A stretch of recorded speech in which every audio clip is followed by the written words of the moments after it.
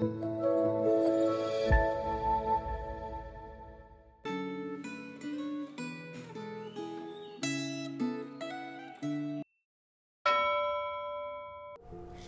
Bapak Ibu yang terkasih, hari ini 9 Oktober kita akan merenungkan firman Tuhan dari kitab Yeremia 42 sampai 43. Mari kita berdoa. Tuhan berkati setiap kami yang akan menerima mendengar firman Tuhan. Kiranya firman Tuhan boleh kembali mengajarkan kami, merefresh kami lagi Tuhan, agar hidup kami boleh sejalan dengan kehendak-Mu. Berkati perenungan firman-Mu, di dalam nama Tuhan Yesus kami berdoa. Amin. Bapak Ibu Saudara, saya akan bacakan dari Yeremia 42 ayat 18 hingga ayat ke-22. Sungguh, beginilah firman Tuhan semesta alam, Allah Israel.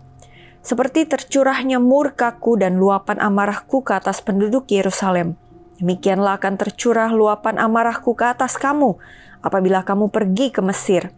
Kamu akan menjadi sumpah serapah, sumber kengerian, kutukan dan aib. Kamu tidak akan melihat tempat ini lagi. Tuhan telah berfirman kepadamu, hai sisa Yehuda, janganlah pergi ke Mesir. Camkanlah sungguh-sungguh bahwa aku memperingatkan kamu pada hari ini. Kamu telah menipu dirimu dan membahayakan nyawamu ketika kamu mengutus aku kepada Tuhan Allahmu dengan berkata, berdoalah untuk kami kepada Tuhan Allah kita dan beritahukanlah dengan tepat kepada kami apa yang difirmankan Tuhan Allah kita, supaya kami melakukannya. Tetapi sekalipun aku memberitahukannya kepadamu pada hari ini, kamu tidak mendengarkan suara Tuhan Allahmu, dan tidak menuruti segala sesuatu yang disuruhnya aku sampaikan kepadamu. Oleh sebab itu, camkanlah sungguh-sungguh, kamu akan mati karena pedang, kelaparan, dan sampar di sana, di tempat yang kamu rindukan untuk tinggal sebagai pendatang. Demikianlah firman Tuhan. Bapak Ibu Saudara, mungkin kita sering dengar, gak kapok-kapok ya kamu ya. Itu biasa diungkapkan kepada orang yang tidak mau mendengarkan nasihat dan hanya menuruti keinginannya sendiri. Orang Yehuda yang masih tersisa di Yerusalem juga tidak pernah merasa kapok. Mereka meminta petunjuk Tuhan, namun tidak mau taat. Mereka benar-benar tegar tengkuk. Setelah Gedalia dibunuh, datanglah semua perwira tentara, termasuk Yohanan bin Karea dan Azaria bin Hosea, beserta seluruh rakyat kepada Nabi Yeremia untuk meminta petunjuk Tuhan. Kemungkinan besar karena mereka merasa khawatir Gedalia yang terbunuh itu adalah penguasa yang diangkat oleh Raja Babel. Nah, bagaimanakah respon Raja Babel? Kekhawatiran ini membuat mereka akhirnya berencana untuk mengungsi ke Mesir. Lalu mengapa mereka bertanya jika mereka sudah memiliki rencana? Mereka berharap Tuhan mendukung rencana mereka. Meskipun Tuhan tahu bahwa mereka sudah memiliki rencana untuk mengungsi ke tanah Mesir sebelum bertanya kepadanya, Ia tetap menunjukkan kebaikan, kesabaran, dan belas kasihannya. Ia tetap menyampaikan pesannya melalui Nabi Yeremia. Sungguh Bapak Ibu, Allah kita itu panjang sabar dan berlimpah anugerah. Allah mengingatkan mereka untuk tidak mengungsi ke tanah Mesir, melainkan tetap tinggal di tempat dan tidak perlu takut kepada Raja Babel. Untuk orang Yehuda di pembuangan, Allah sudah berjanji untuk menganugerahi mereka dengan belas kasihan, sehingga Raja Babel akan berbelas kasihan dan membiarkan mereka kembali ke tanah Yehuda. Sayangnya Bapak Ibu, orang-orang Yehuda yang masih di tanah Yehuda tidak mau mempercayai Tuhan.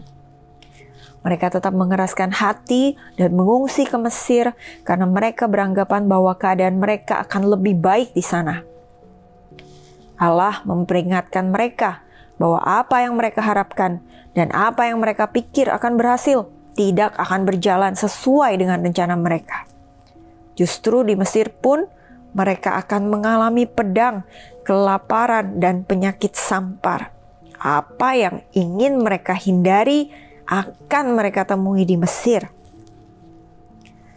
Bapak Ibu Saudaraku, waktu kita merenungkan bacaan Alkitab hari ini, mungkin kita bertanya-tanya, sesulit itukah untuk percaya dan menaati firman Tuhan? Jawabannya adalah ya. Sebagai manusia yang berdosa, kita itu semua membutuhkan anugerah Tuhan supaya hati kita dilembutkan dan kita bisa mempercayai dan menaati Tuhan. Saudara, akan sangat mudah bagi kita untuk mengandalkan perhitungan kita, mengandalkan kemampuan diri kita sendiri. Sedangkan mengandalkan Tuhan itu seringkali sulit sekali untuk kita lakukan.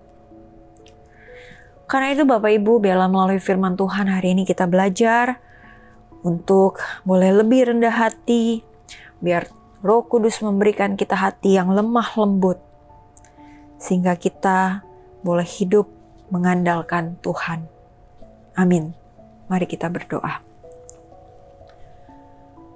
Ya Tuhan, biarlah Roh-Mu terus bekerja dalam hati setiap kami, sehingga semakin hari kami boleh jadi anak-anak Tuhan yang semakin rendah hati, yang tidak sombong, yang tidak angkuh, yang tidak mengandalkan diri kami sendiri, melainkan mengandalkan Tuhan di dalam setiap keputusan yang kami ambil dalam hidup ini. Berkati kami Tuhan, kami boleh jadi anak-anak Tuhan yang taat, semakin hari semakin memuliakan Engkau melalui kehidupan kami.